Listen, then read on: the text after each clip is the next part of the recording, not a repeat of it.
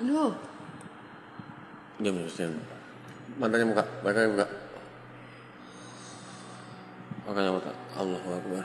Dia ke atas matanya ke atas. Allahu Akbar. Katakan matanya.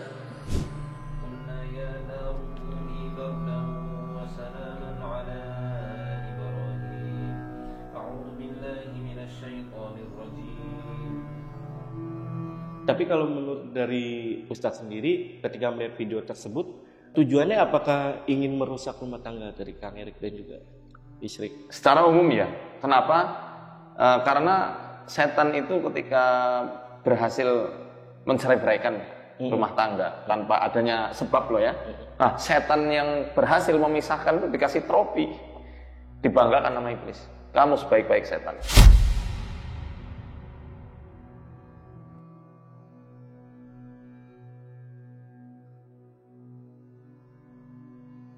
Jadi nggak ada cahaya sedikit pun nggak ada. Yang dirasa itu ya total gelap sama perih panas itu.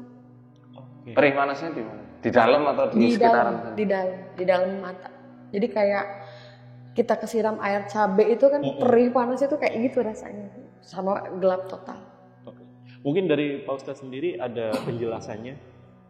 Ya, tapi sebenarnya saya mau nanya dulu ya. Waktu gangguan kayak gitu sering muncul sosok nenek tua bongkok. Iya. Maaf saya potong. Iya.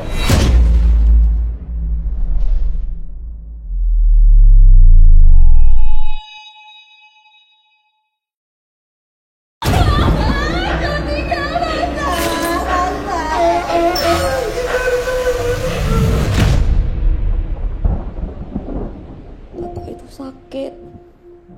Kalau aja kita ke dokter mesti bapak masih ada. Kalau waktu bisa diputer, kayaknya aku mau deh deket-deket bapak terus, gak mau aku lepas. Bapak tuh buatku cinta pertamanya Saras. Dia bersyukur banget dia bisa jadi anak bapak sama ibu. Bapak tuh segalanya. Yud, bapak beneran gak ono ya? Istirahat Yong. Gimana kalau besok ada apa-apa terus kita gagal maneh Yud makamno bapak? Mending meriksa Mas Saras karo Mas Yudis.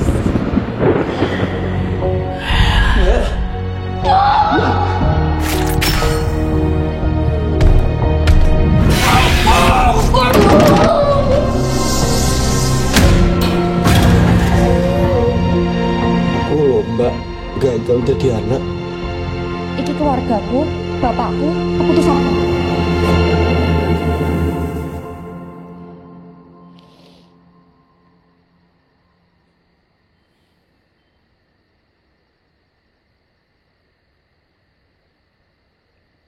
Nggak kebayang sih kalau bapak sama ibu harus meninggal duluan.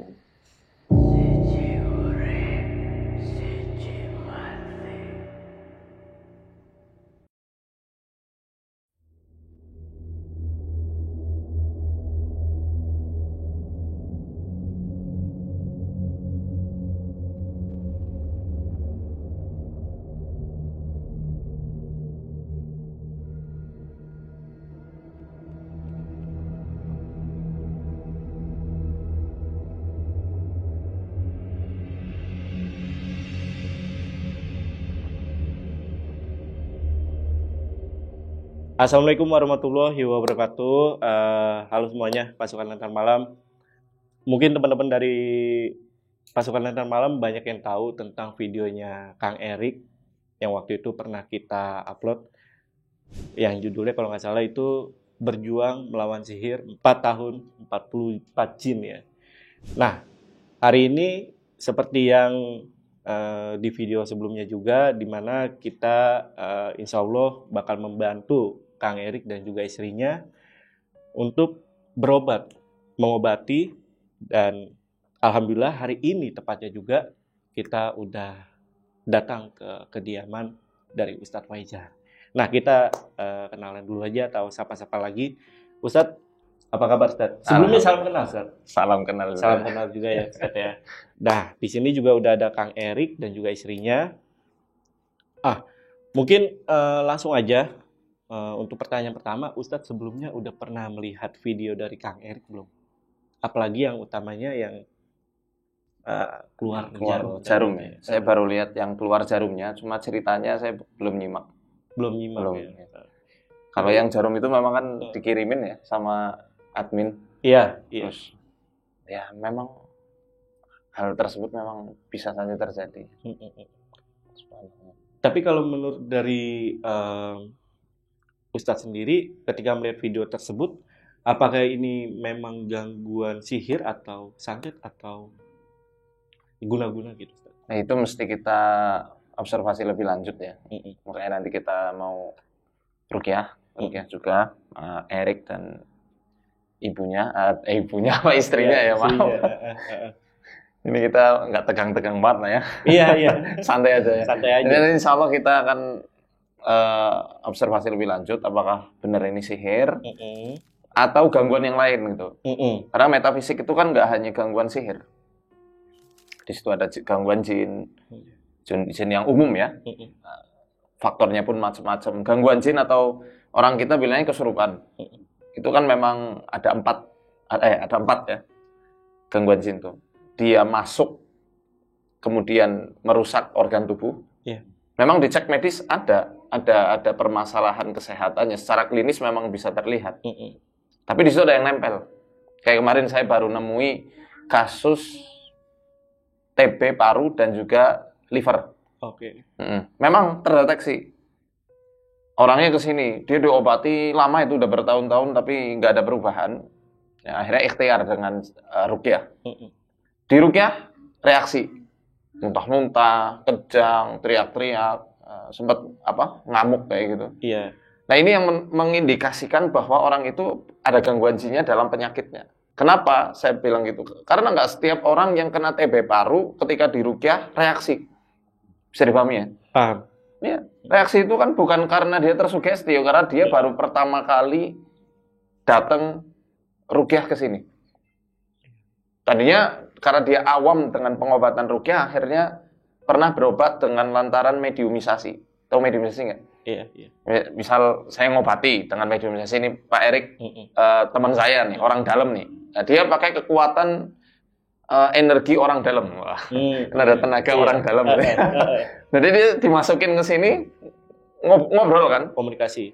Nah itu dia ngerasa ditipu di situ. Nah ini jenis pertama ya.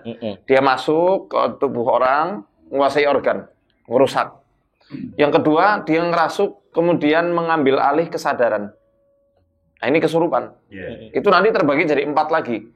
Ada yang total, ada yang parsial, ada yang temporer, ada yang terus-menerus. Nah ini penjabarannya tentu panjang sekali. Ya. Nggak perlu saya jelasin lebih dalam lah ya. Nanti yang ketiga nih, belum selesai nih. Dia ganggu tapi nggak masuk ke tubuh Mas. Nah, misalnya nih, anggap aja saya jin, misal. Saya ganggu megangi tangannya Mas Erik nih. Wah, ini saya kendalikan, tapi saya di luar nggak masuk. Ya. Ini hadisnya Bukhari. Ya, hadis riwayat Bukhari. Rasulullah itu melarang kita untuk mengacungkan ke saudara kita. La yusiru ahadukum ala akhihi bisilah. Fa innahu la yadri la'alla syaitan yanzi'u biyadi. Jangan pernah kamu acungkan senjata kalian ke saudara kalian karena kalian tidak pernah tahu kapan setan itu mencabut untuk mengayunkan pedang itu ke saudaramu dan kamu kecemplung dalam lubang-lubang neraka. Itu kan berarti setan di luar. Maka ada kalanya orang di ruqyah nggak reaksi, ya karena diganggunya nggak di dalam, di luar. Nah itu ada cara sendiri. Ada cara sendiri gimana cara mengobatinya. Nah yang keempat, ya yang mirip kejadiannya sama Pak Erik. Yang tadi sempat cerita ya sebelum ini ya. Bercak darah di pintu. Ya. Ada api. Bisa jadi memang ganggunya ada yang dari luar tubuh. Nah, ada yang memang itu diperintah manusia, ada yang memang iseng sendiri, ada yang karena lantaran ain. Ain. Nah, makanya kalau ditanya ini kasus sihir atau apa, Nah, nanti pas Ruqyah diagnostik di Iya, di channel saya iya, nanti iya. kita ulik Iya. lebih lanjut insyaallah. Jadi nanti untuk proses ruqyahnya itu full di channelnya Ustadz Fajar ya, Ustadz Fajar.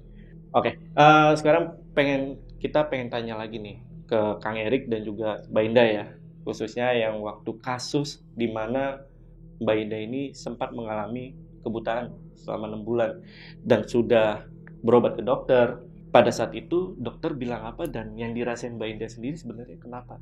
Waktu hasil dari dokter tidak ada riwayat medis.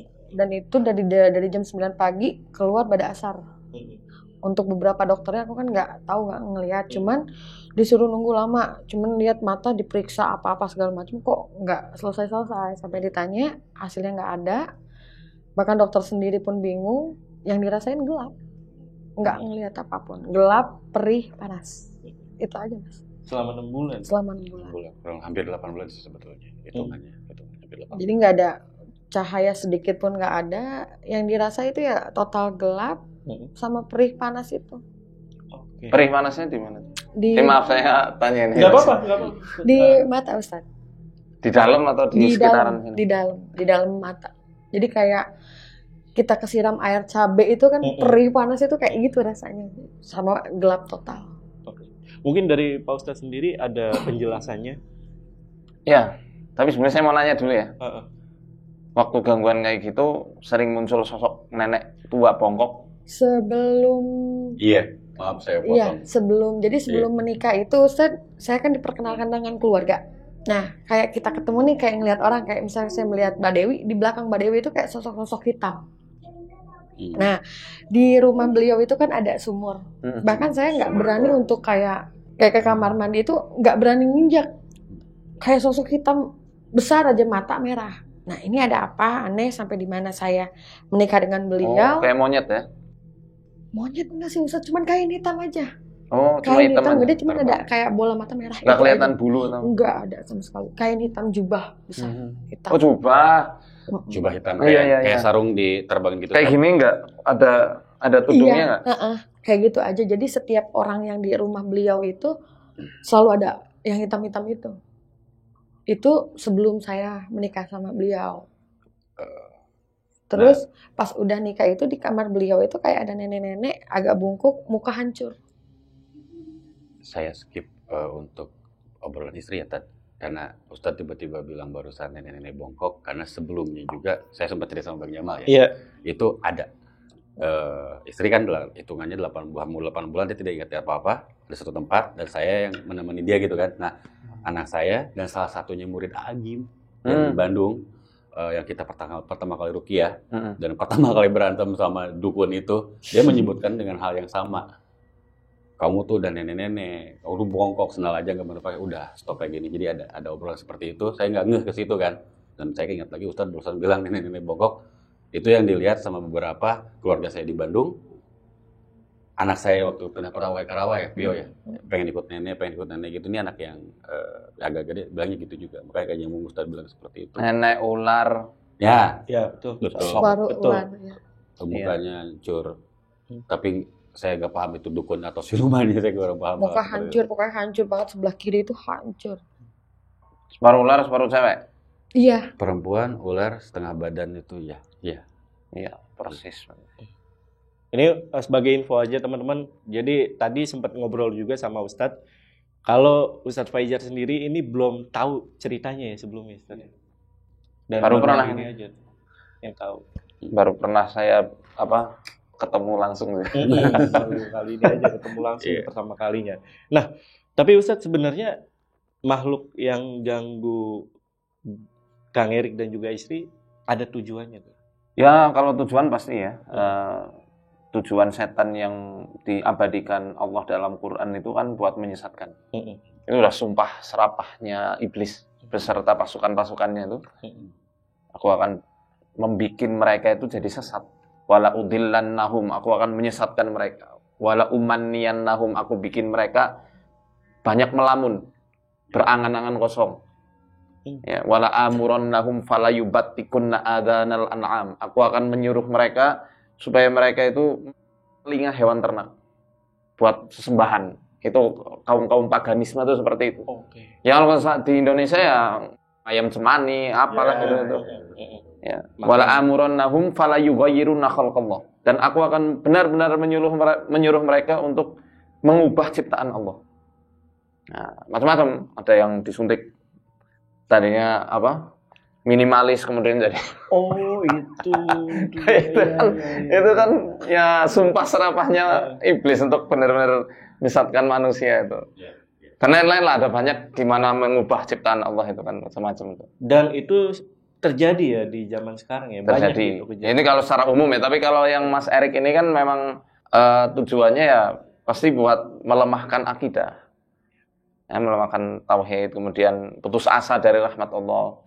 Nanti ujung-ujungnya ya supaya menyekutukan Allah. Nauzubillah min dzalik. Bahayanya di situ. Karena waktu hamil putri-putrinya ini sempat kayak di rahimnya enggak? Yang ketiga, yang bungsu. Oke. Ya aku sih nggak ada berpikir kemana-mana ya Ustadz ya. Husnudzon aja. Mungkin ini dari janin gitu ya apa. Cuma sesekali nyelekit-nyelekit. Pas lahiran beliau itu di situ mulai aneh. Lahiran. Pembukaan 10 itu tidak ada reaksi.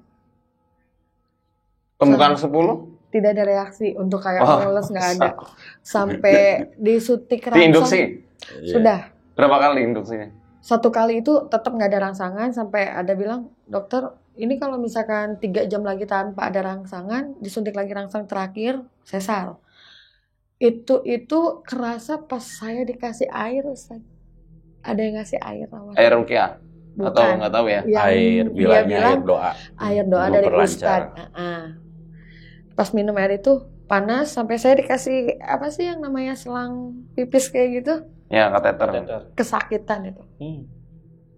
Habis minum air itu. Tapi airnya normal? Alhamdulillah. Alhamdulillah. Cuman apa? Prematur. Berapa bulan? 8 bulan. Oh, nggak apa-apa. Insyaallah dari anak cerdas dan Amin. Dua-duanya prematur. Insyaallah. Dua-duanya prematur tadi. Dua-duanya. Ya Allah. Luar biasa. Nah, ini lanjut Ustaz. Tujuannya apakah ingin merusak rumah tangga dari Kang Erik dan juga istri? Secara umum ya. Kenapa? Karena setan itu ketika berhasil mencerai-beraikan ya, rumah tangga tanpa adanya sebab loh ya. Ini beda urusan ketika misal ada yang nusus. Nusus itu melakukan tindak yang yang di luar batas, nggak menjalankan kewajiban, nggak menunaikan haknya pasangannya, itu nusus. Kalau nusus, KDRT dan apalagi khianat itu ya syariat kita punya opsi memang untuk pisah itu. Tapi ini pisah yang seharusnya bisa dimusyawarahkan, bisa diislah. Diislah itu perbaiki, tapi dia lebih memilih jalan cerai karena mengikuti hawa nafsu, itu disukai sekali sama iblis. Nah, setan yang berhasil memisahkan itu dikasih trofi. Piala. Nah, nikmat syaiton anta, kata iblis itu. Sebaik-baik setan itu kamu. Padahal setiap harinya ada yang laporan. Aku berhasil bikin orang mencuri, aku berhasil bikin orang misalnya berzina, berjudi dan lain-lain. Kamu belum melakukan apa-apa. Kamu belum melakukan apa-apa. Ada setan yang datang. Aku berhasil menceraikan suami dengan istrinya tanpa sebab ya. Yaitu dibanggakan nama iblis. Kamu sebaik-baik setan. Didekatkan. Ini hadisnya sahih. Di Bukhari, Muslim dijelaskan semua ini.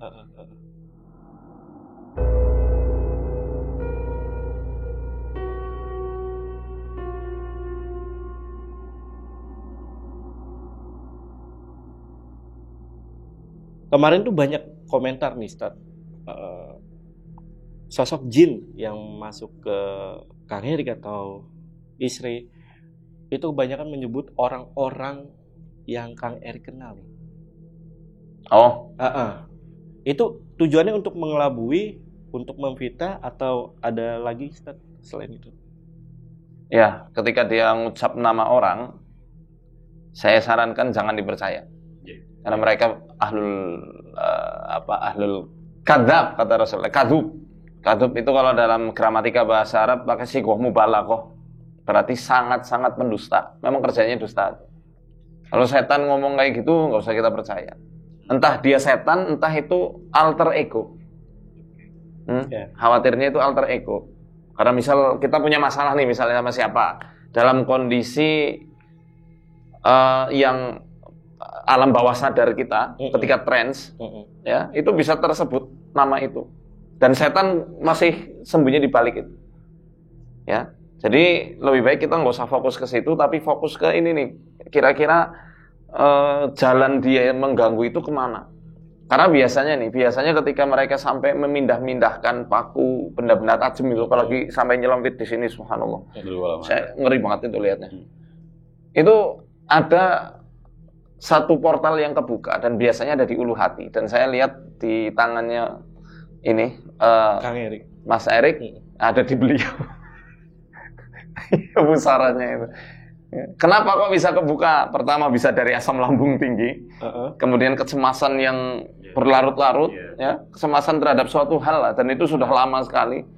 Portal kebuka ini hanya bahasa kiasan ya, jangan dimaknai seperti pada hakikinya, makna hakikinya. Ntar dikira kayak Naruto lagi kan? Kebuka segel giginya. Nah itu di sini, maaf di sini nih, ini keluar masuknya, dan itu kayak sinyal yang manggil-manggil mereka. Bukankah dalam hadis Nabi SAW, Bukhari Muslim juga meriwayatkan, ketika manusia lahir yang pertama kali, organ yang pertama kali diganggu setan itu di mana? Lambung. Kan dekat ini. Lambung kan sebelah sini nih, ya kan? Nah, dengan tadi saya lihat lidahnya juga kan kondisinya dingin, lembab. Sehingga organ-organ yang bisa bermasalah, ginjalnya bisa bermasalah, gangguan di lambungnya, di limpahnya. Kemudian kalau misal Mas Erik sering begadang malam bisa punya permasalahan juga di livernya. Dan disitulah tempat-tempat mereka itu suka bercokol. Nah, di sinyal ini yang kebuka, ya. Makanya ini pengobatannya bukan hanya ruqyah, tapi nanti ke depannya kita holistik. Pola hidup sehatnya harus diperbaiki. Pokoknya mendekat ke sunnah Nabi lah. Kan teladan kita Rasulullah kan, Muhammad SAW. Jadi supaya kita pengen selamat, yang ikuti aja beliau itu. Tidur di awal waktu pada Isya, nanti sepertiga malam bangun, mandi dulu, sholat tahajud, sholat subuh berjamaah di masjid, tahajudnya jamaah sama istri. Wah, itu insya Allah nggak akan diganggu lagi. Jadi jin-jin yang suka ngambil-ngambil itu, Mas. Biasa ini pengalaman saya ketika, ya pengalaman juga ya. Pengalaman saya itu, jinnya kerucil-kerucil kayak anak-anak kecil itu. Apa pernah ada sosok yang ketika ngerasuki dia logatnya kayak anak-anak, cadel gitu terus? Setahun pertama perilaku sih ya. Perilaku. Ya, jadi dia kayak tadi ya yang dibilang dia tipu daya, dia menjadi sosok orang yang kita kenal, ngakunya dari leluhur kami dan sebagainya. Dia masih belum bisa melihat pada waktu itu, mungkin dia nggak ingat. Minta digendong, duduk di sini dan meluk gitu, terus tetap seperti yang kita bahas sama Bang Jamal sebelumnya, minta pulang, pengen pulang ke rumah orang tua, pengen pulang dan sebagainya gitu. Tapi dewasa, cuman perilaku kayak anak kecil, lebih ke perilaku aja sih. Tapi kalau ngomongnya ya mungkin biasa aja sih, cuman nada manjanya itu. Nada manjanya. Gitu. Minta permen atau? Oh enggak, cuman minta ke rumah orang tua gitu. Orang tua saya, Mas? Orang tua saya. Oh, gitu ya. Ya makanya tadi tanya selalu ada beberapa sosok ataupun bayangan ataupun mimpi dan sebagainya itu selalu tertuju ke keluarga, orang terdekat dan sebagainya. Saya khawatirkan tadi yang adu domba lah, jadi fitnah lah dan sebagainya, karena ya bahkan menjadi sosok seorang ayah yang saya rindukan. Ayah saya meninggal. Dari aroma tubuh dia saya paham betul, karena ayah saya supir truk. Jadi saya paham betul bau kulit beliau tuh kayak nyetir, mau tiduran di ruko. Aromanya ada dulu. Wah, kayak aroma ayah saya gitu kan. Terus masuk ke istri, dia bercerita, bawa kamu ke makam saya biar tahu siapa saya, bawa tanah. Di situ saya kan kurang paham tuh, tanah kuburan untuk apa dan itu. Karena di sini sosoknya ayah. Ayah yang saya rindukan dalam keadaan saya tertekan, tibalah datang orang ini gitu kan, dalam artian ya Allah, ternyata mungkin lewat bapak nih. Saya bawa tanah besoknya kuburan, malah disitu jadi ya rumah nggak enak aja. Jadi nggak enak ya. Ibadah, ribut dan sebagainya. Jadi di situ saya berpikir menyimpulkan poin ini tuh, oh dia nyamar nih si Jin ini jadi si Anu. Nah untungnya beberapa untuk kesekian kalinya jadi pelajaran pentingnya itu yang nyamar jadi sosok almarhum ayah saya. Jadi ketika ada tiba-tiba yang kita bahas kantil, ini saya ini pakai kantil lah, ini saya ini minta ini, udah nggak saya ikutin karena belajar dari yang pura-pura jadi ayah saya aja terus udah jadi contoh buat saya gitu. Jadi nyambung kayak Ustadz tadi bilang. Jadi kayak makin parah Ustadz setelah kejadian yang menyerupai ayah itu ya. Gitu. Jadi banyak banget hal-hal. Entah dia ditakutin dengan sosok beberapa dari keluarga saya itu ada kakak kamu di pintu. Padahal saya lihat nggak ada. Dia lagi nggak ngeliat. Jadi semua tertuju biar kita nggak baik aja gitu. Sama Ayah wafat ketika 2005. Udah lama. Waktu itu Mas Erik umur berapa? 2005 SMA atau udah keluar sih, udah keluar. Nah ini jin itu kayak makhluk gelombang, makhluk frekuensi gitu. Oh, oke, gimana tuh? Dia kayak bisa membaca perasaan manusia. Apa yang kesimpan di alam bawah sadarnya, ya, itu bisa ketangkep. Kayak mereka kan apa ya? Kita analogikannya mungkin kayak kelelawar itu. Yeah. Dia kan buta tuh kelelawar, tapi dia bisa mantulin suara ultrasoniknya kan. Nah, kemudian dia mantulin itu, oh ini ada tembok, dia bisa dengan sangat lincahnya. Yeah. Jin itu kayak gitulah, bisa kita ibaratkan gitu. Sehingga ketika ada orang dalam kondisi sedih, marah, emosi, ketakutan, kecewa, merasa terhianati, kemudian menyesal, dia bisa baca. Jadi ketika jin itu menyerupai almarhum bapaknya Pak Erik, mereka menangkap sinyal-sinyal kesedihan itu. Ya kalau bisa dibilang jin itu makhluk frekuensi gitu, yang peka terhadap gelombang-gelombang emosi kita, kesadaran kita. Mereka ngerti nih orang otaknya lagi di gelombang apa, di gamma, beta, alfa, ya, di theta atau delta. Itu mereka ngerti di situ. Dan di mana mereka harus menguasai ya, ketika gelombang seringnya itu ketika dalam dia tertekan ya, berarti gamma ya. Iya. Pas dia lagi tinggi banget, dia akan membaca nih kira-kira sosok mana yang paling dirindui, yang paling disayang. Nah, kebetulan itu kan bapak, sosok bapak ya. Sehingga nanti bisa kita petakan apakah Pak Erik selama ini sering ada gangguan di area sini, di sini nih, telinga, ya. Apa biasanya? Sakit atau? Sakit. Sampai ke pelipis. Otot mata, lebih ke otot mata. Ke otot mata. Ke otot mata. Kalau ibu, saya manggilnya Pak Teteh aja ya, Teteh sama Akang. Sininya sering sakit juga nggak? Sering ada gangguan juga nggak? Di kepala, di bagian tengah kepala. Oh di tengah, nggak di sini nggak? Enggak. Oke. Kenapa saya nanya sini? Ya, ini kan namanya lobus temporalis nih di sini. Di lobus temporal itulah yang mengatur penciuman, perasa, pendengaran, penglihatan di sini ya, di oksipital ya. Itu ada di sini nih semuanya. Makanya tadi ada sensasi penciuman. Karena halusinasi kan ada banyak tuh, ada banyak macamnya. Di antaranya halusinasi olfaktorik. Sehingga mencium sesuatu yang hakikatnya tuh nggak ada. Dia memanipulasinya tuh di sini. Gitu. Sehingga karena ada di memori ya. Kalau memori kan ada di hipotalamus kan, ada di otak limbik, sistem limbik itu.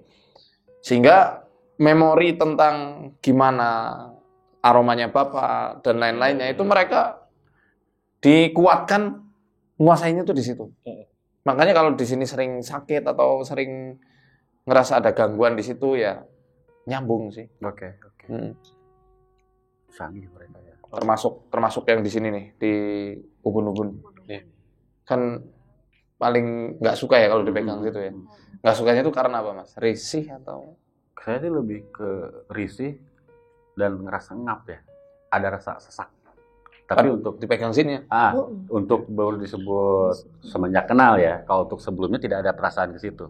Itu dipegang sama istri aja atau sama orang lain pun ketika megang seperti selama ini yang megang istri aja. Sebelumnya nggak ada yang berani megang. Jadi istri aja yang megang. Gak sopan juga sih. Sebelumnya nggak ada yang berani gitu. Tapi kalau sama ibu terakhir saya sharing dengan apa musibah kami tahun pertama ya, saya bercerita ke ibu waktu itu berusaha untuk mencoba cuci kaki, basuh kaki beliau, terus kan ibu pegang kepala tuh dengan nasihatnya beliau, terus pegang kepala, itu tidak ada risih dan sebagainya, tidak ada. Tapi kalau istri yang megang, entah dia maksudnya apa dan gimana, perasaan saya yang tadi saya berasa kayak ngap gitu, terus nggak nyaman aja. Tapi kalau untuk ke perasaan itu yang di bagian mana coba? Ubun-ubun, pas bagian banget tengah. Jadi sini. Jadi pas Atau sini. awal-awal menikah itu kalau dia tidur suka pegang ubun-ubun, doain gitu ya, Ustaz ya. Apa risih sampai sekarang nggak mau dipegang. Itu. Tadi di bagian mana ini atau yang belakang? Ubun-ubun banget sih. Ubun-ubun banget. ya ini tengah. Coba saya Di sini. lihat tangannya. Ya ini. Trauma di kepala. Oh. Iya. Pernah ada benturan. Itu yang pas kapan terjadinya? Ya kalau wah udah lama sih, udah lama itu di SMP. Yang dipukul Agung botol kecap gitu. Oh itu mukul sendiri. Itu mah semenjak kejadian emang ada berantem tapi sama saudara, sama kakak gitu kan. Dan itu saya tidak melukai kakak saya, tapi saya lebih melukai diri sendiri. Dimukulin botol kecap ke kepala saya sendiri. Karena pada waktu itu saya nggak mau apa? Karena musibah yang ini, jadi saya tuh saya tidak bisa ngadu ke kakak karena mereka tidak percaya, ke ibu, ke istri. Jadi saya sendiri tuh kebingungan mesti kemana. Dan pada akhirnya dikiranya halu ya. Saya dibilang nggak waras, dan ini sudah modern. Tapi sebelumnya mereka ngedukung kami, nengok dan sebagainya. Cuma Iya. ke sini berubah gitu. Kalau yang tadi itu yang awal mula Untuk kepala, ya itu udah lama SMP dan itu lagi main-main di teras masjid, ya hujan lah, mungkin didorong sama teman, belakang kejeduk, terus sempat ada muntah sedikit, cuman nggak sampai ke rumah sakit, di rumah aja gitu. Dan itu sempat pingsan sekian detik katanya gitu. bisa gagal otak gitu. Iya. Iya bahaya ya. Makanya ingat kemarin waktu anak di Subang jatuh ya, Iya. yang ini dia Kalana. sempat kejang gitu, saya trauma lihat itu. Ini yang ini bungsu saya licin, kejang, terus dia sempat nangis juga. Dan saya sempat skip ingat ke yang barusan Ustadz bahas. Saya pernah kayak gini, alhamdulillah anak nggak apa-apa. Tapi sempat ya sama licin juga, anak nggak bisa diem gitu kan. Jadi trauma benturan di kepala itu juga Iya. bisa dimanfaatkan. Iya, mungkin. Iya, dari situ memang. Nah, tinggal kita lihat kalau misal di sini lobus frontal ya. Lobus frontalis itu kaitannya dengan pengaturan perilaku, emosi gitu. Iya. Sehingga memang kalau memang ya, naudzubillah. Benar atau enggaknya nanti kita perlu lihat ketika ruqyah. Baik. Kalau memang pun ini sihir gitu, ya nyambung. Makanya ulama-ulama termasuk syekh saya, guru-guru saya itu ketika ada orang kena sihir, di antaranya pengobatannya bukan hanya dengan ruqyah, tapi di hijamah. Hijamah itu cupping, diambil darah. Di mana? Di sini. Di ubun-ubun, di umum ukis. Ya kan aku suruh kamu botakin. Selama ini kan sebelumnya punggung doang kan sebelumnya. Tapi pernah bekam ya? Bekam pernah, punggung doang.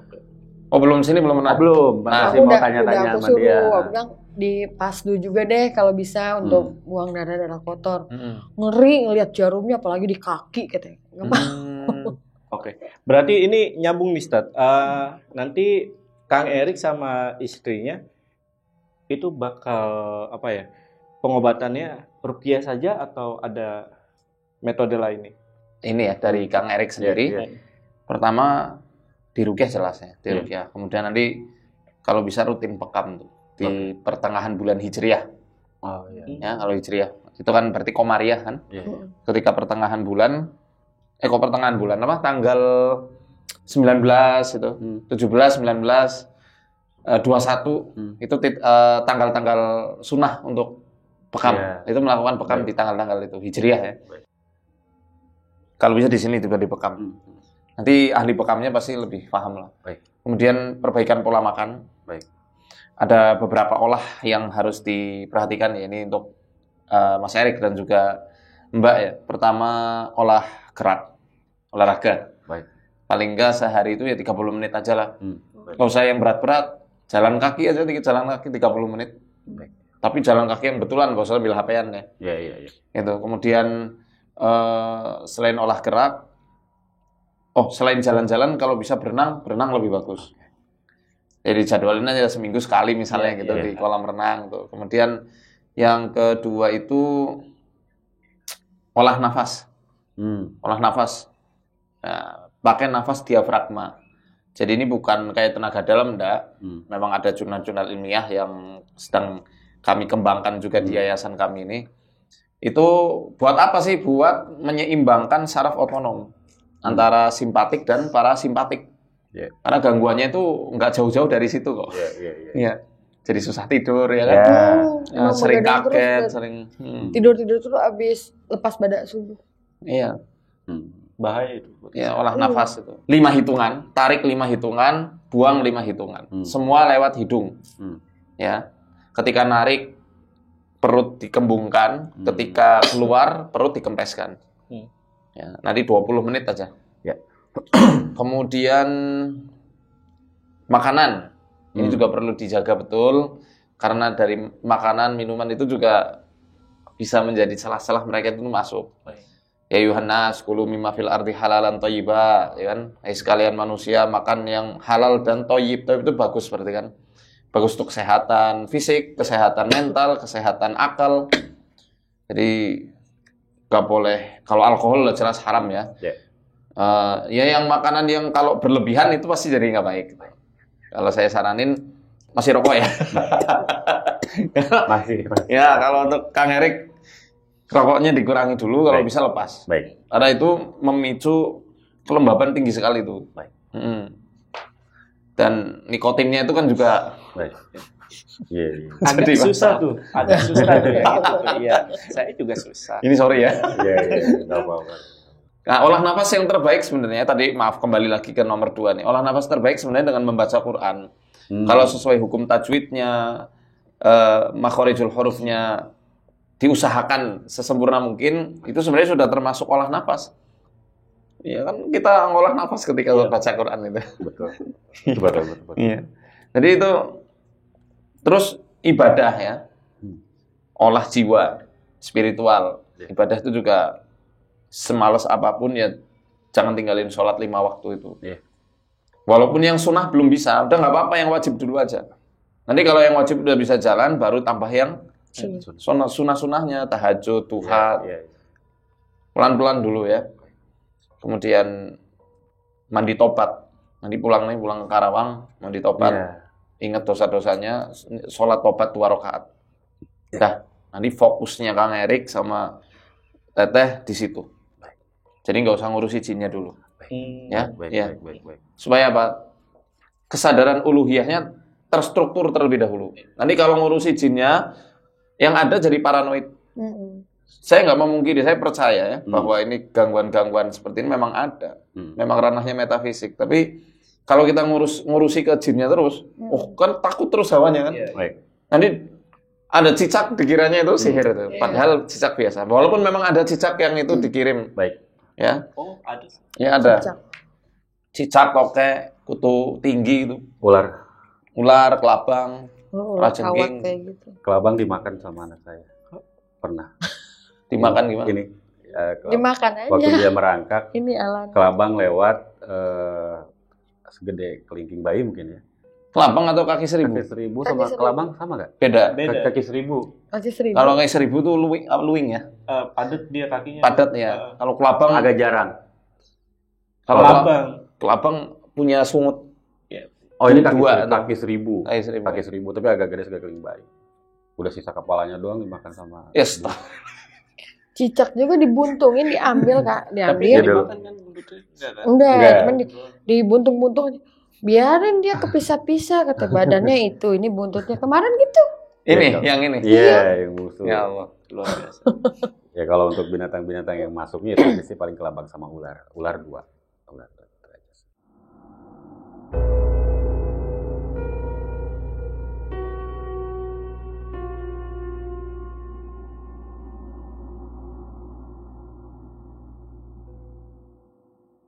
Oke.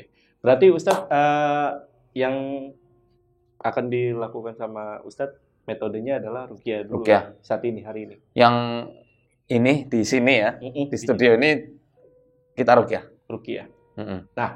Apakah Kang Erik sama istri aja atau sama anak-anak juga? Kalau boleh tahu. Nah, kalau ini untuk teman-teman yang ada di rumah juga ya, kalau misal ada yang anak-anaknya seumuran putri-putrinya Kang Erik, misal ada gangguan, fokus aja ngeruqyah diri sendiri. Karena anak-anak tuh kena residu energi dari orang tuanya.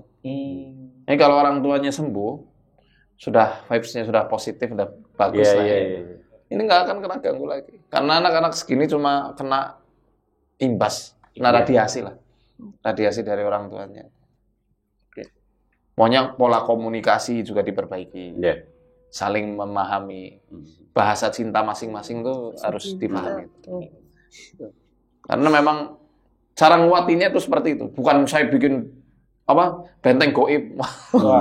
Bukan gitu. Tapi ya harus berjuang sendiri. Ranah saya, kemampuan saya hanya sekedar membacakan, memohon kepada Allah, selebihnya saya serahkan ke Allah. Nah, kemudian usaha dari marki atau pasien itu sendiri. Di sini Kang Erik sama Teteh harus berjuang, berjihad. Karena kita sama-sama berjihad, karena masih di dunia. Tujuan kita kan kembali ke jannah insya Allah. Jadi langsung aja Ustadz ya? Oke. Mau langsung atau gimana? Udah selesai? Udah selesai. Mau nanya boleh nggak, Tad? Mau nanya. Mau nanya. Jadi barusannya sebelumnya Tad bilang kita fokus ke, ya maksudnya nggak usah bahas jin dulu deh gitu. Apapun teror itu kan maksudnya jangan dulu fokus ke situ. Iya. Nah nanti ketika kayak kemarin saya yang dialamin Yusuf tiba-tiba berdarah gitu kan, terus saya usap emang nggak ada. Apa itu yang mesti Erik lakukan, saya lakukan ketika ada teror itu? Ketika ada teror. Entah itu darah, api atau benda kedepannya gitu. Ketika memang ada teror kita hadapi. Tapi kalau nggak ada teror itu kita nggak usah terlalu parno gitu. Dan kalaupun naudzubillah ya ada kok kena gitu, semoga sih enggak ya. Semoga enggak. Kalau misal Allah izinkan ini setan-setan ini ganggu lagi, pertama tenang. Kedua setelah tenang nih isti'adah karena ini perintah Quran ya. Jadi ketika ada gangguan setan muncul, kita nggak diperintahkan fa imma yanzaghannaka minasyaitani nazghun faqra al-Qur'an dah gitu. Apabila diganggu sama setan, bacalah Quran. Enggak, tapi fasta'id billah. Ini yang pertama nih. Minta pertolongan ke Allah. P3K-nya itu. Pertolongan daruratnya itu. Apa bacaan perlindungan yang disebutkan Allah langsung di Quran, yang didiktekan Allah.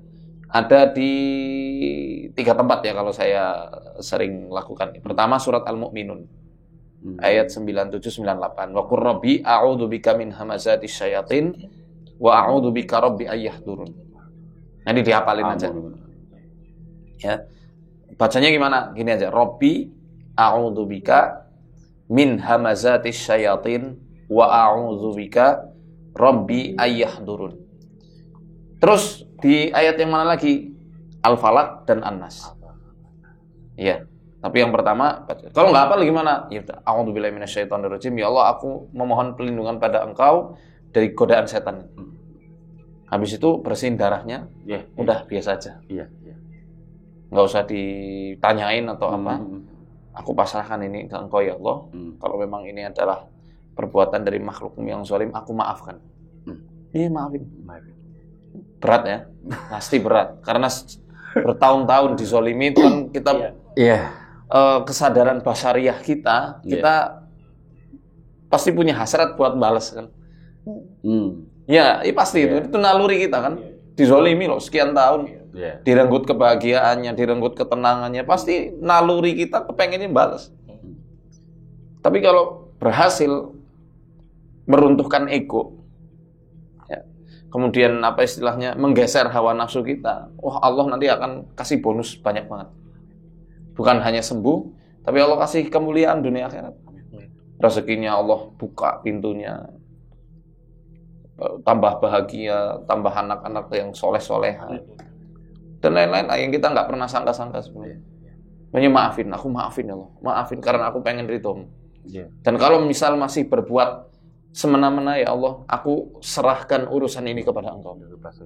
Ya, aku serahkan urusan ini kepada Engkau, Engkaulah yang maha membalas. Iya. Tapi aku secara lahir batin, aku maafin. Sanggup? Insya Allah. Kalau untuk Sanggup nggak? Kalau insya Allah, Allah ya Allah mengizinkan. Sanggup nggak? ya berusaha Bismillah sanggup. Ya, sanggup ya. Nah, Sanggup. alam ini Allah menyaksikan, alam-alam ini juga menyaksikan. Malaikat-malaikat menyaksikan. Jadi insya Allah Kang Erik sanggup, maafin ya. Teteh juga, lahir batin. Lahir batin. Udah. Nah, itu udah menang 10 langkah. Iya. Itu jiwa malaikat itu. Iya. Iya, jiwa malaikat yang disebutkan oleh Imam Ghazali dalam kitab beliau Kimia Usahadah. Kan ada beberapa kesadaran beberapa sifat. Jadi ini yang harus dilakukan untuk semua narasumber Lentera Malam atau siapapun lah yang sedang diganggu seperti ini, untuk bisa menang beberapa langkah, runtuhkan dulu egonya, maafin. Enak aja maafin. Nah, ya terserah. Tapi yang jelas ketika berhasil melakukan ini, setannya pasti akan susah untuk Masuk. menguasai. Iya. Itu yang dimaksud ilmu ikhlas bukan sih? Iya, Ya benar. ikhlas. Kan itu janji Allah kan. Bahkan setan sendiri mengatakan, aku bakal mengganggu semua hamba-hambamu. Illa ibadaka minhumul mukhlasin. Kecuali hambamu yang ikhlas di antara mereka-mereka ini. Iblis aja dedengkotnya nggak bisa ganggu, apalagi setan kroco. Si nenek bongkok sama ular sama apa tadi itu yang disebutin itu. Iya. Yang pakai tudung itu. Iya. Ya.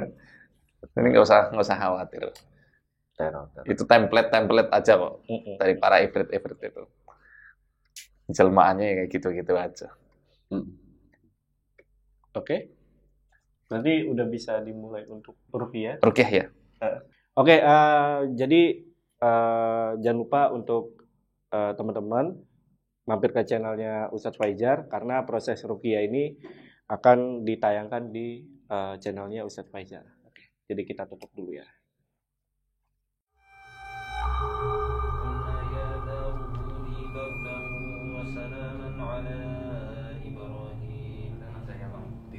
Ketika dibacain aja dia nggak reaksi, tapi ternyata masih sepi.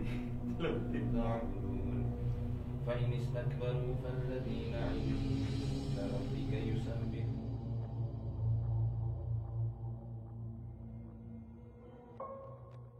Oke guys, jadi tadi kita udah melakukan ruqyah bersama Ustadz Faizar, dan untuk teman-teman yang pengen nonton fullnya ada di channelnya Ustadz Faizar, atau bisa juga klik link yang ada di deskripsi.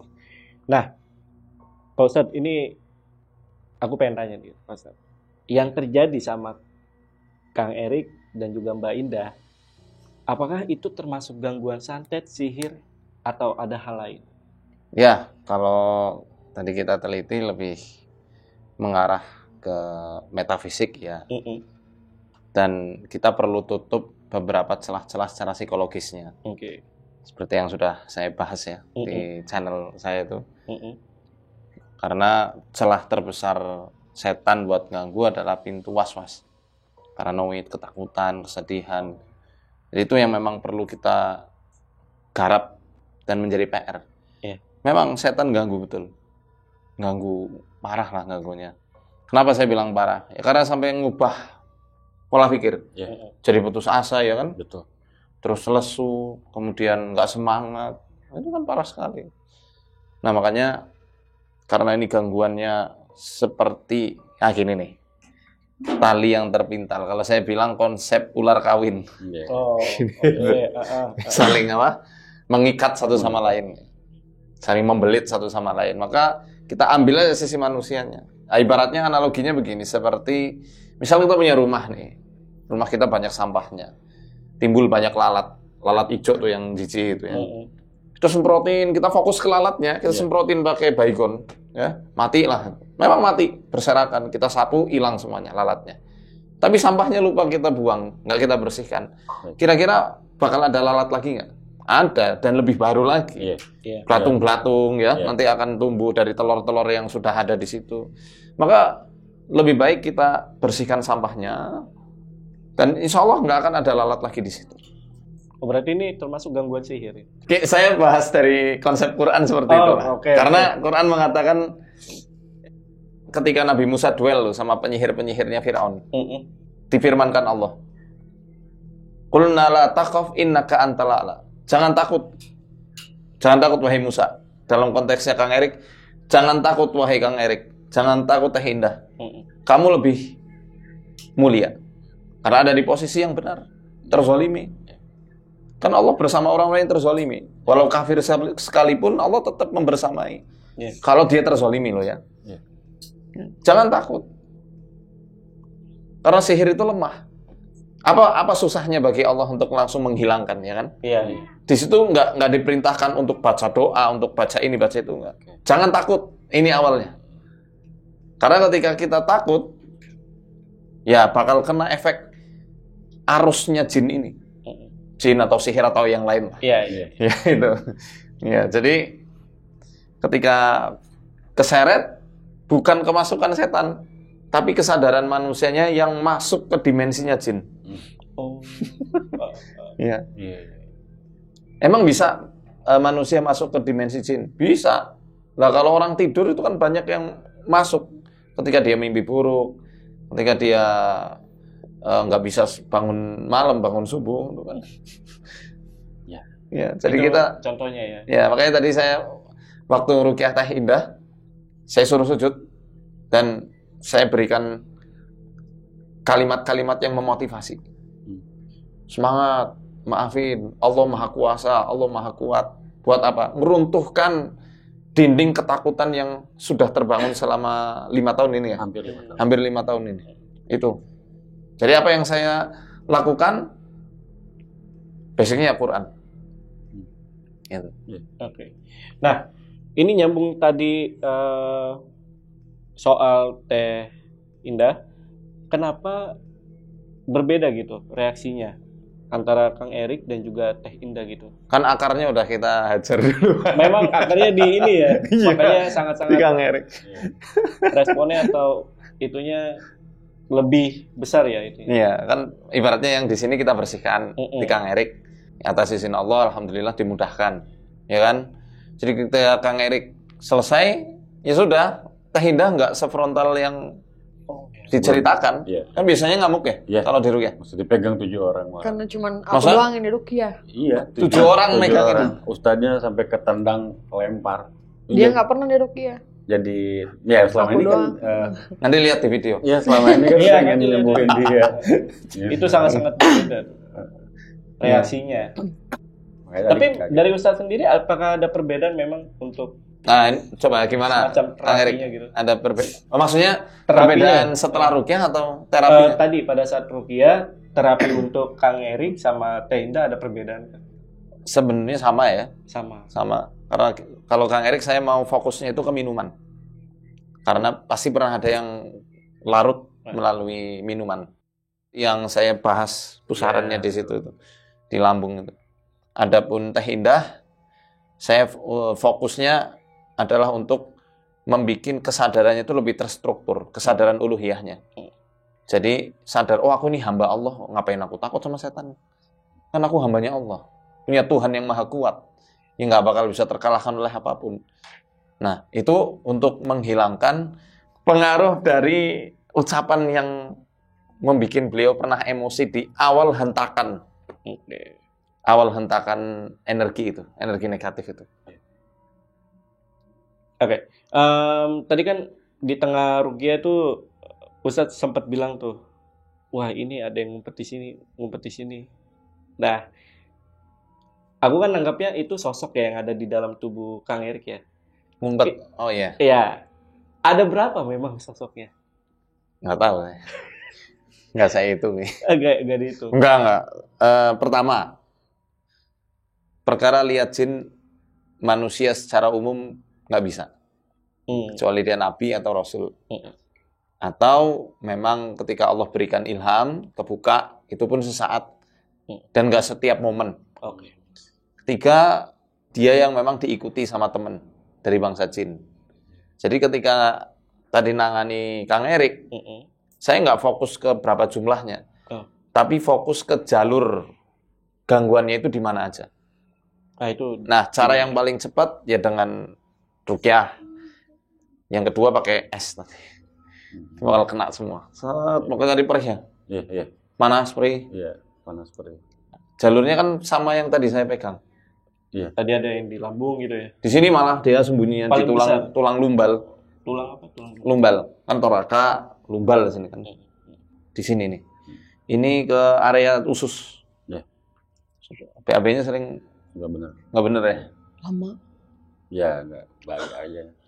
Ya, berarti memang ususnya harus diperbaiki juga. Iya. Makanya kalau ditanya ini murni sihir, sebenarnya nggak murni 100% sihir masuk. Karena ada pemicu. Nah, pemicu inilah yang memudahkan setan masuk, entah itu lewat ain, entah itu lewat sihir, atau yang lainnya.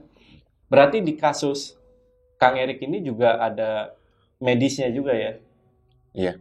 Iya. Makanya saya tetap sarankan ke dokter. Oh, oke. Tetap ke Kalau dokter. tadi dari Ustaz sendiri, untuk medisnya ini ada di mana aja? Nah, kalau dari falsafah kesehatan timur ya, kalau sana kan belajarnya Tibu Nabawi dan TCM, Traditional Chinese Medicine. Nah, itu nanti untuk lebih membuktikan ya harus cek patologi klinis di rumah sakit itu. Cek lab.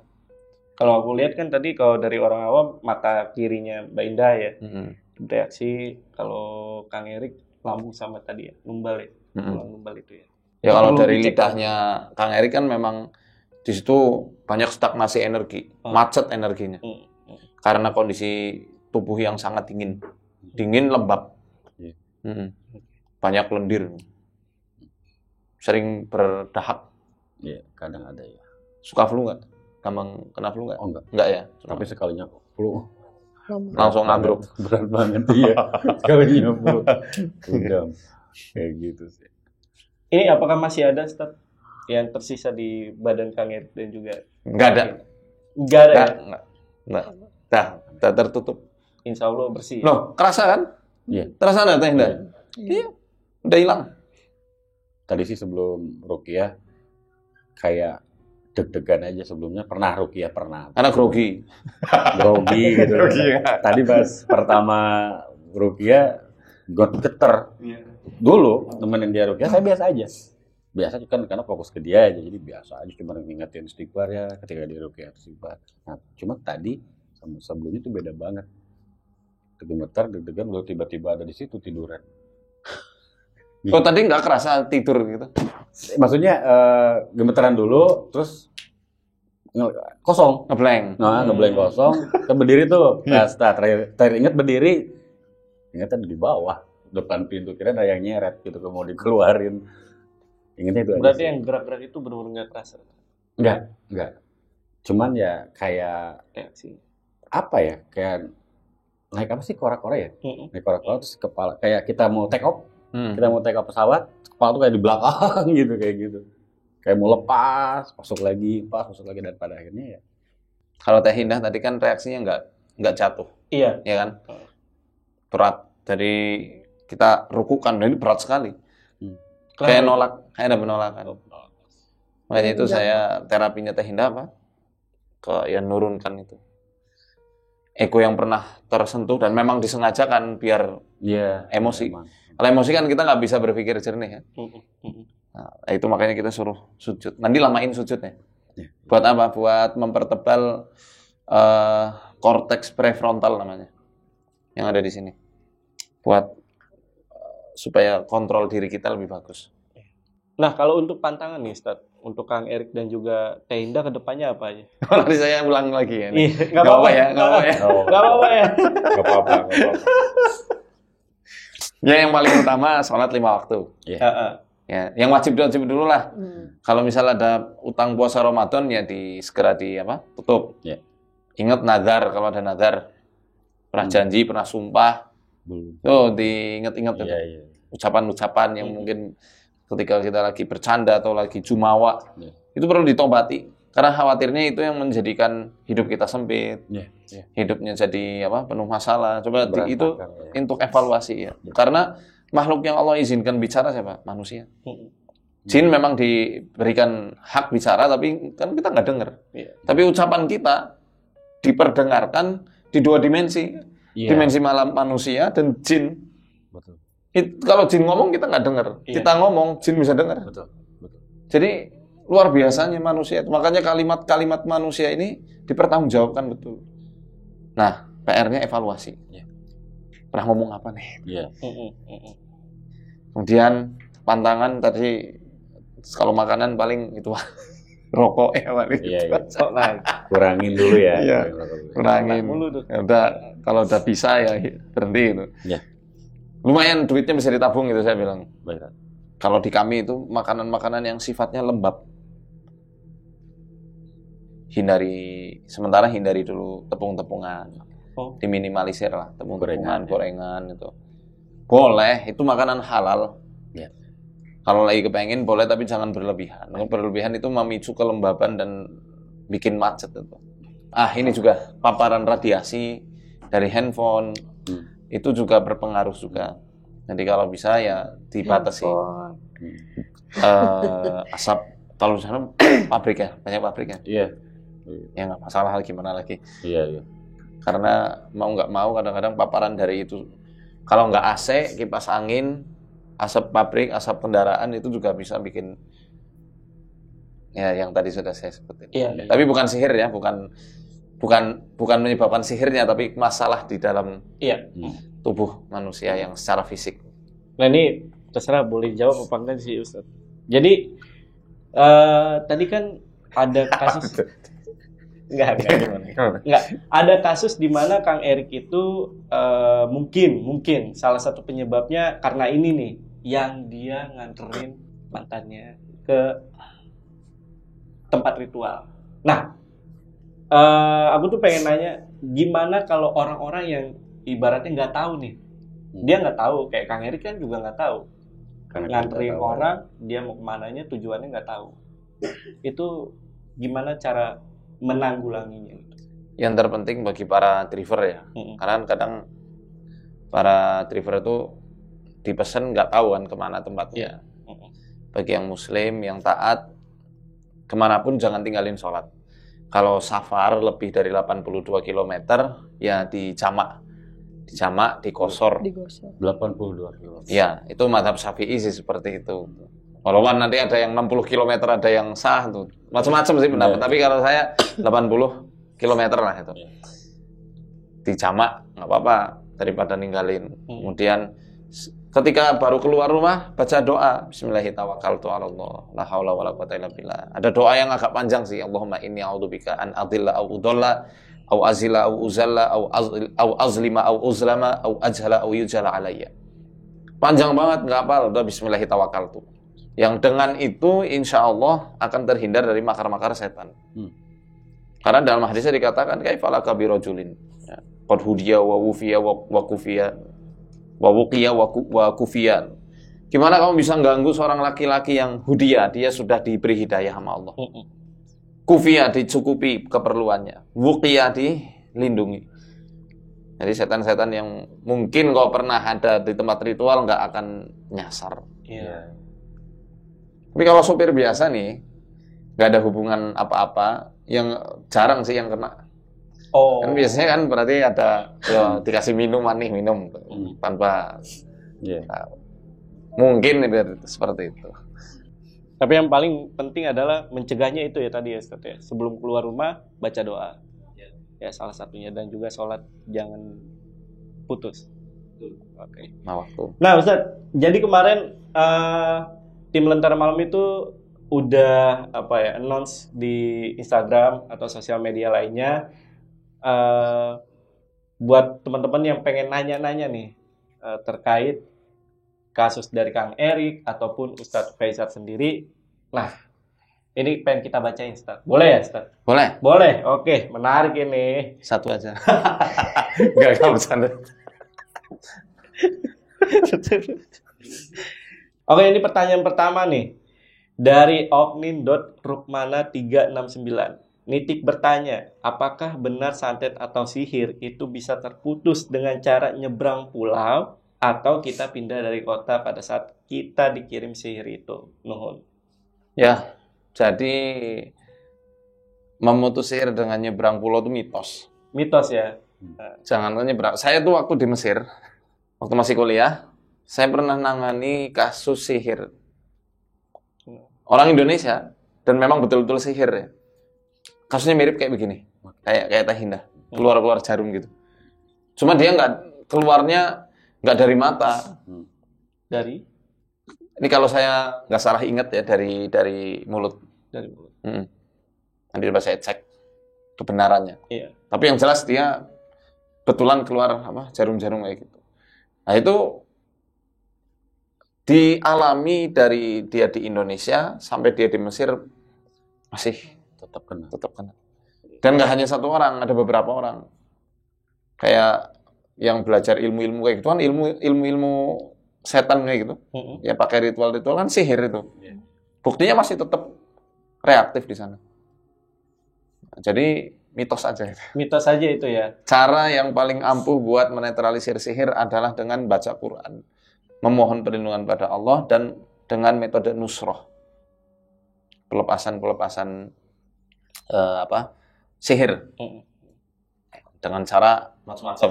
Nah, itu tadi ya. Bahasanya panjang banget itu. Bisa 2 hari lagi nanti kalau kita bahas. Oke, yang kedua nih Ustaz. Dari Revialdi Fadilah. Dan pertanyaannya adalah apakah ilmu sihir itu bisa sampai merenggut nyawa manusia? Ya layaknya perbuatan jahat manusia pada umumnya kan bisa merenggut nyawa. Nggak hanya sihir kan. Orang digigit nyamuk meninggal juga ada. Iya. Ya kan? Kena DBD, ya kan? Tapi nggak setiap orang kena DBD meninggal. Gitu. Demikian juga sihir. Ada orang yang kena sihir sampai meninggal, ada yang kena sihir tetap hidup. Bahkan berbalik kepada pelakunya. Semua itu di bawah konsep hukum takdirnya Allah Azza wa Jalla. Ya, Allah yang menentukan, Allah yang memberikan keputusan. Jadi kalau ditanya bisa atau enggak, ya semua hal bisa. Nggak cuma dari sihir aja. Nggak cuma dari sihir. Sihir hanya salah satu. Oke, ini pertanyaan ketiga. Ini dari Muhammad Iqbal 4376. Kenapa selalu ada angkanya ini? Oke, katanya, Bang, coba tanya ke Pak Ustadz apakah bisa sihir atau santet masuk ke badan berupa benda? Ke badan maksudnya? Oh, benda dimasukin? Iya, ke badan korban itu ya. Itu berupa benda. Nyatanya di beberapa kasus ada. Dan bisa. Tapi nggak setiap sihir itu harus pakai benda. Justru sihir yang paling utama adalah memanipulasi perasaan. Bukan benda. Hakikatnya itu. Walaupun ada beberapa. Ini kasus salah satunya. Yang lain itu di Jogja. Di Dokter Sagiran. Rumah sakit Nur Hidayah itu. Beliau pernah mengoperasi namanya Bu Supiati. Antara 2012 atau tahun 2013. Itu antara dua tahun ini. Sampai keluar 116 paku. Dioperasi. Beliau tadinya nggak percaya. Tapi nyata. Udah diambil muncul terus. Paku beton mas, bukan paku yang kecil-kecil, bukan juga jarum-jarum. Paku beton melintang di sini, di siku. Misterius sekali itu. 24 jam loh. Katanya kasus operasi paling rumit sepanjang sejarah beliau jadi dokter bedah. Ya, berarti kalau dalam dunia medis itu belum terpecahkan tuh ya kasusnya. Iya, karena metafisik. Iya, metafisik. Iya. Dan di Quran dijelaskan memang jin bisa memindah-mindahkan barang. Oke. Ada ya, Ustaz. Makanya, tapi kita nggak perlu bikin heboh, kita nggak perlu terlalu takut atau paranoid sama sihir. Dan yang paling penting adalah bagaimana supaya kita terhindar. Yaitu dengan ibadah, zikir, baca Quran, jalin silaturahim. Ini ada lagi Ustaz. Dari Kunovita nih, mau tanya kakak, setelah sudah disembuhkan, apakah dampaknya akan berbalik ke orang tersebut? Jadi maksudnya adalah setelah disembuhkan, tadi Kang Erik sama Teh Indah, apakah dampaknya itu bakal berbalik ke orang tersebut? Semoga enggak, walaupun bisa. Dan biasanya iya. Tapi semoga enggak. Saya berdoa enggak, kita cukup di sini aja, netral, habis itu udah semua baik, semua normal, semua dalam kondisi sehat walafiat. Ya, yaitu kalau misal masih zalim, kita serahkan ke Allah. Biar Allah yang turun tangan langsung. Nah, kita selaku makhluk hanya bisa doa. Saya pun hanya bisa doa, hanya bisa ngetuk pintu langit sambil memelas di hadapan Allah. Gak sanggup untuk mencabuti itu semuanya, gak sanggup demi Allah. Yang sanggup hanya Allah saja. Jadi kalau dia masih zolim, dia berurusan sama Allah langsung. Bukan sama saya, bukan sama Kang Erik atau Teh Indah. Dan yang pasti bukan sama Lentera Malam. Lentera Malam yang menjembatani ya. Jadi silahkan ke Ustadz Jamal. Ustadz Jamal. Dia tadi Ustadz Jamal mulu. Ustadz. Terakhir nih, terakhir dari pertanyaan dari Bang Jamal, apakah santet atau sihir itu ada? Bang Jamal siapa ada? Terserah sih Ustadz mau jawab apa enggak. Kalau enggak jawab nanti jawab aja enggak apa-apa. Jawab aja. Sihir santet memang ada. Ya itu dijelaskan di Quran. Sekarang kalau misal sihir itu cuma fiktif ya. Kenapa Rasulullah dengan sangat serius meminta perlindungan kepada Allah dari gangguan-gangguan jin? Dari ain, dari hasad, dari sihir. Al-Falaq An-Nas turun, Rasulullah mengesampingkan bacaan-bacaan perlindungan yang lain dan lebih mengutamakan Al-Falaq dan An-Nas. Dan dibaca loh, pagi, petang, 3 kali, mau tidur 3 kali, diusap ke seluruh tubuh. Kok seserius itu beliau mengajarkan ke umatnya? Kalau memang sihir itu nggak ada hakikatnya, nggak bisa mencelakai. Ya. Jadi itu ya memang betul nyata. Tapi ingat sekali lagi, saya ulangi lagi, nggak usah paranoid. Karena tugas kita berpasrah sambil berikhtiar. Dan Teh Indah sudah mendapatkan buahnya itu tadi. Kepasrahan. Apa bahasa orang Jawanya itu sumeleh. Sumeleh. Benar gak? Tahu sumeleh ya, Mas? Gua bisa menjelaskan. Iya, maunya sumeleh. Saya juga susah jelasinnya gimana. Gitu. Itu ya tadi ya. Artinya nanti ada tuh di bawah. Saya punya HP. Nah, sumeleh ya di membumi bukan, lembah mana itu. Terakhir, mungkin Ustadz boleh kasih doa lagi ke Kang Erik sama Teh Indah dan juga pesan ke teman-teman yang lagi nonton. Ya, banyak doa saya tuh satu, semoga Allah berikan keistiqomahan, diberikan kebahagiaan dari kebahagiaan yang selama hampir 5 tahun ini dipinjam Allah, nanti dibalikan berlipat-lipat ganda. Karena kalian udah benar-benar ikhlas ya kan, sabar, pasti diganti, nggak mungkin enggak, pasti diganti sama Allah. Dan pesan saya untuk teman-teman, nggak usah parno sama sihir ya. Dan yang terpenting, walaupun sihir itu ada, doamu lebih kuat ya. Doain terus Kang Erik, Teh Indah, semoga Allah selalu melindungi beliau. Amin. Sehingga tidak lagi terganggu oleh makhluk-makhluknya yang jahat dan tidak terkuasai oleh kabut-kabut was-was. Itu aja Ustaz. Ya. Terima kasih Ustaz sekali lagi. Sama-sama. Udah diberi kesempatan untuk Lentera Malam kesini dan juga Kang Erik dan juga Teh Indah. Ya udah, untuk video kali ini gue rasa cukup. Gue Jamal dari Lentera Malam dan Ustadz Faizar, Kang Erik, Teh Indah izin pamit. Assalamualaikum warahmatullahi wabarakatuh. Waalaikumsalam.